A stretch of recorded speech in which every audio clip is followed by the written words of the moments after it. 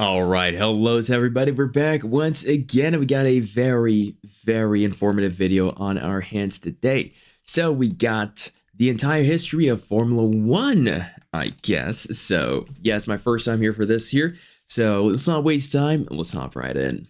It's 1894 and the first ever motor race has just been held from the French capital of Paris to one of its neighbouring cities, Rouen. Let's set up a championship, said absolutely no one, who raced for another 56 years before finally setting up Formula One. Wow, 56. A championship like no other, with fierce competition amongst the world's elite drivers and constructors. This isn't what it looked like though, because unlike today, the sport first started with small privately owned teams who produced cars with little regard for aerodynamics or human safety. Mechanical problems were common, and most accidents were fatal. In fact, at any point your car could suddenly break down, sending you to an inevitable death.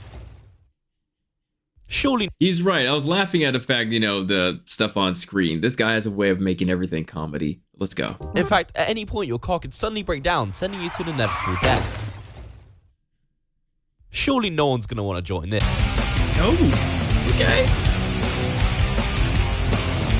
Wow, it seems like people really do. And despite the prospect of imminent death, the Formula One train was full steam ahead. A governing body was set up, now called the FIA, and 81 drivers decided to race in 1950, including this man, the first ever world champion, Nino Farina, an Italian driver driving for an Italian team.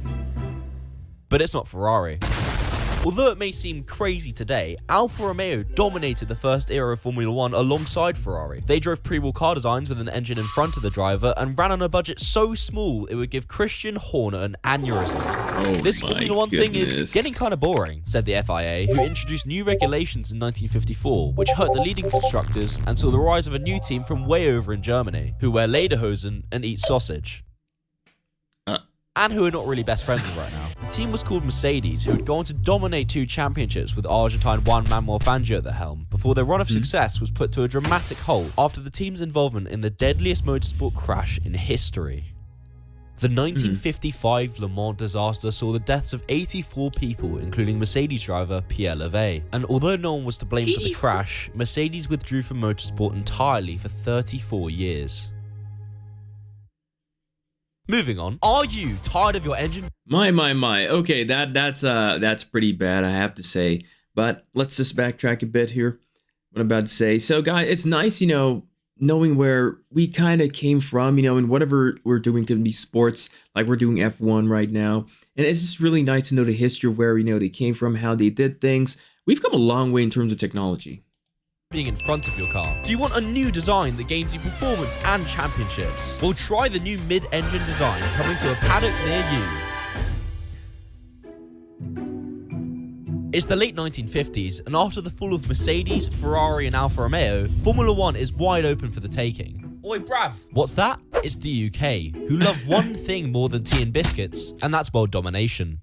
But this time in the motor racing world through the development of mid-engine cars, which went on to wreck the pre-war designs used by Italian teams, leading to 5 new British world champions. Elsewhere, F1 has begun expanding overseas, with 4 new races in Canada, the USA, Mexico, and South Africa. These 2 have just set up their own private teams called McLaren and Williams, and Formula One constructors need more financial support than ever before. Here comes the money.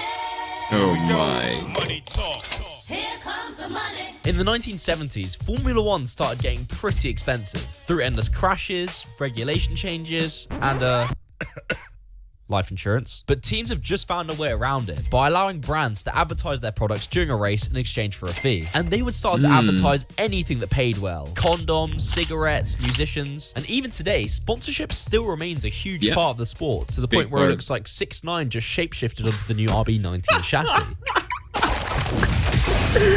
Okay, no, this is funny. Guys, it's not the first time we've looked at, this guy doing, videos. But hey, I really like it, especially the comedy part. But hey, there's a lot to learn, absolutely. Just shapeshifted onto the new RB19 chassis.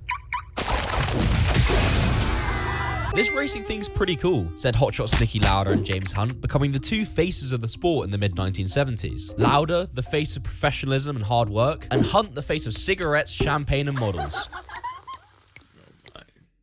He was a bit of a legend. The two would give fans the closest title fight yet in 1976, with Lauda and Ferrari putting up a dramatic title defense against Hunter McLaren. Despite Lauda almost dying in a crash at the Nürburgring, the championship went down to the last race at the Japanese Grand Prix, with Hunt clinching his first and only title in the dying laps of the race. Our new world champion, James Hunt, by just one single point. It's the late 1970s now, and being a constructor sucks for a lot of reasons. Formula Really? 1 is racing in over 5 different continents, which is barely feasible for private teams. Each track controls the advertising and prize money of their individual Grand Prix, and the sports governing body, the FISA, dictate all the rules, regulations, and commercial rights. I know what to do, said Bernie Ecclestone, forming the Formula 1 Constructors Association, which leveled the playing field going into the ground effect era, which was an era of huge change in Formula 1. New technology has been introduced with the use of side pods. A Brazilian called Nelson Piquet is winning championships in both motor racing and Muay Thai kickboxing, and there are a couple of rookies in town who can only be described with one word. I have to say, guys, if a lot of these, legends of course we saw, and legend maybe they're not going to show, I have to say, imagine, they could, be with us, those that are not there, imagine they could be with us today, just to, have what we had in terms of technology and stuff like it. I believe they would be amazed to see how far we've come, with sports, especially in Formula 1, since what we're doing right now. One word. Greatness.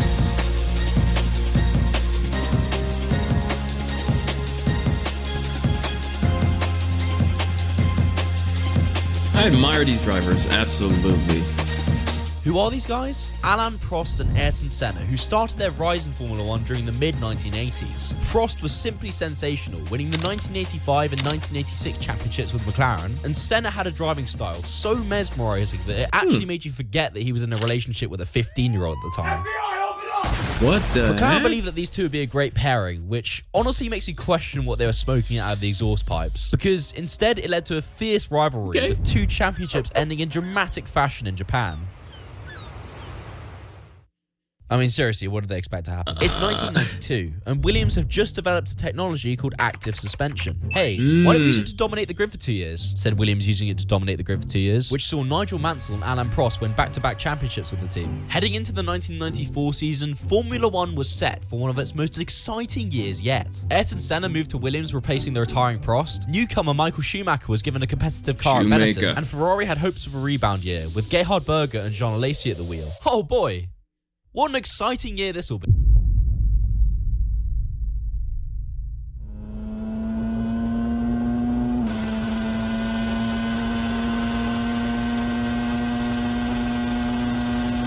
Look at this. Oh, that's not good.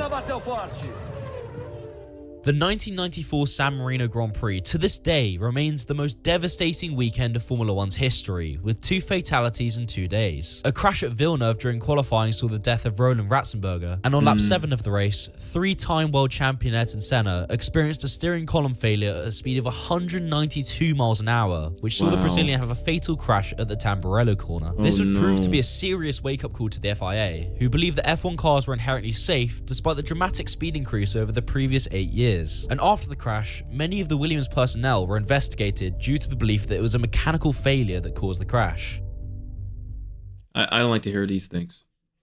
Let's get back to the racing now, because 1990... Honestly, it's very touching to see, a lot of, along the way, a lot of our people that, have gone, because of course, failures, in terms of the car, whatever it really might be. But then again, you have to really respect them, because again, if you look at even for them, like all these things happening to them, I don't think we would have advanced the way we are today in terms of all these safety mechanics. And yeah. Let's get back to the racing now, because 1994, despite being overshadowed by the deaths of Ratzenberger and Senna, still had one of the closest title fights ever between Michael Schumacher and Damon Hill. The two drivers were split by nothing the whole season and arrived at the final race in Australia just 1 point apart. And this race would see the third controversial ending to a championship in just 5 years, when the two made contact in a crash that was potentially caused by Schumacher, knowing full well it would lead to his first world title. Despite all the controversy around it, no action was taken against Schumacher, and he would never try any antics like this ever again. Oh my. The drama? There's drama in this? Until 3 years later, when he did the same thing to Jacques Villeneuve, got disqualified from the 1997 championship, and was publicly ridiculed by the mainstream media. 8, 7,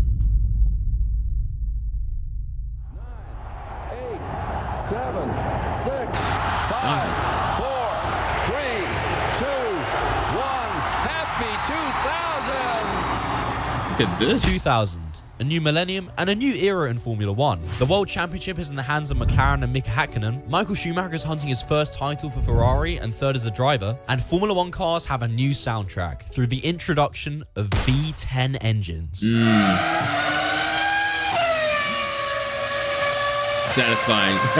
So At this satisfying. point, no driver had won more than 2 titles in a row for over 4 decades. But Ferrari and Schumacher were about to change that, winning 5 championships in a row, including 2 title battles with Mika Häkkinen and Kimi Räikkönen, and 3 years of complete supremacy. I have to say, guys, me getting like, getting, I would say, like interest in F1. Michael Schumacher was the first person I, heard of. I can remember this day. Like, I find like his name was very like unique. Don't get me wrong, guys. I have to say Michael Schumacher, and I was constantly hearing is like, who is this guy? What is he doing? Why am I hearing him so much? And getting into the history and understanding who he is. It's amazing. He's still with us too. That's amazing. Including 2 title battles with Mika Häkkinen and Kimi Räikkönen, and 3 years of complete supremacy. Like in 2002, where Ferrari finished the season with the same amount of points as every other team in the championship combined. Knock knock, who's there? It's an energy drink company who have just bought out Jaguar and joined the Formula 1 grid. Elsewhere, Renault have a superstar in their hands, Fernando Alonso, a 22-year-old Spaniard who pulls off moves which defy the laws of physics and is ready to end Ferrari's run of 5 consecutive titles by becoming the youngest ever double world champion. I remember those names. I want to be great again, said McLaren, who went into the 2007 season with an all-new driver lineup and a brand new plan that would bring them championship success. The plan involved signing the defending champion Alonso and an inexperienced rookie to ensure no competition in the team. What's the worst that could happen? Mr. Hamilton. So yeah, it turns out McLaren made a very slight error which faulted their master plan. Because instead of signing an inexperienced rookie, they signed Lewis Hamilton, who raced like a veteran from the start, sparking a number of debates and controversies at McLaren over the season, like Spygate, when the team was fined £100 million for being in possession of confidential Ferrari documents. Ironically, it was Ferrari who went on to win that season with Kimi Räikkönen, although Hamilton would eventually win out the next year with an overtake at the last corner of the final race. Wow.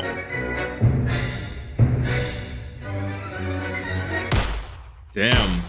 2009, a year which shaped the landscape of Formula 1 with a new regulation change by the FIA.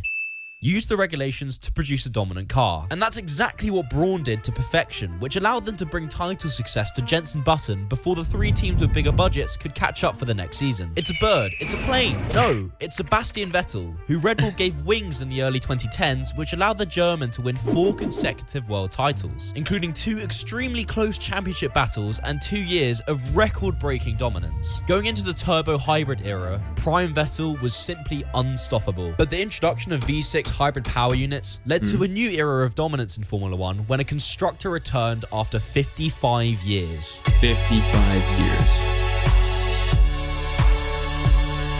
Oh my. There's a lot in this, guys. And I realize, he's like cramming it down as much as he can, but it's very, easy to go, ahead with. Go ahead to understand.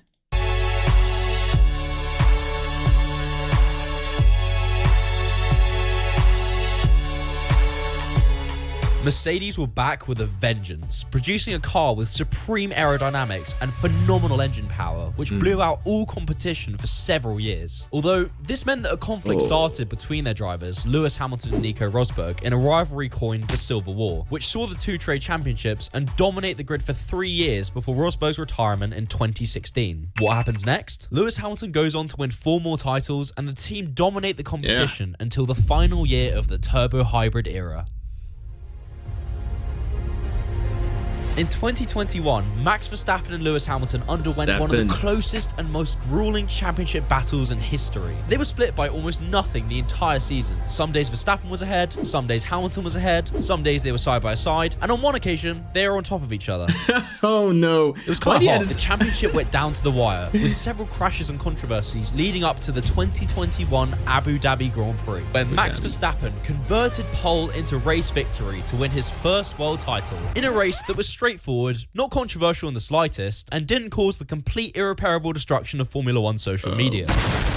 On a completely unrelated note, there was a change in F1's race directors going into the next season, which saw new regulations and another record be broken after Max Verstappen won 15 races in a single season to take his second title. And that pretty much brings us up to today. Have I covered every single driver and big event in Formula 1's history? No, but I tried.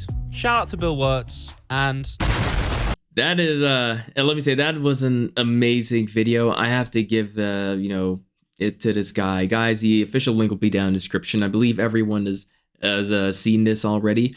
But again, F1 is a kind of sport that you just have to sit back and just admire everything that's going on.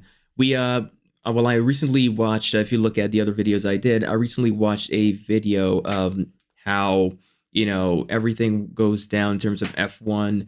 It is such a team sport that again, it's probably easy for everyone to understand. But the person that doesn't have who's not interested in F1, I don't think they'll realize how much teamwork is in F1. There's guys, when I looked at the documentary, I'm like, wow. Everyone is doing their part. The driver is the one that will get all the attention, etc., which is a normal thing. But I think we have to give props to the people that are not shown. Let's say the pit stop. Oh, these guys have my respect. And of course, I think we have another video coming along with the pit stops. So please stay tuned for this. But yeah, overall, F1 is a really, really amazing sport. I'm glad there are videos like this. Of course, I know there are more, showcasing, not only the history, but just the beauty of the sport in general. Ladies and gentlemen, I hope you enjoyed this video.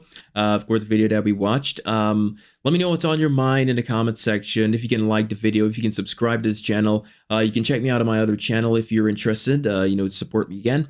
And yeah, thank you so much, and I'll see you guys later. Everybody, have a good day.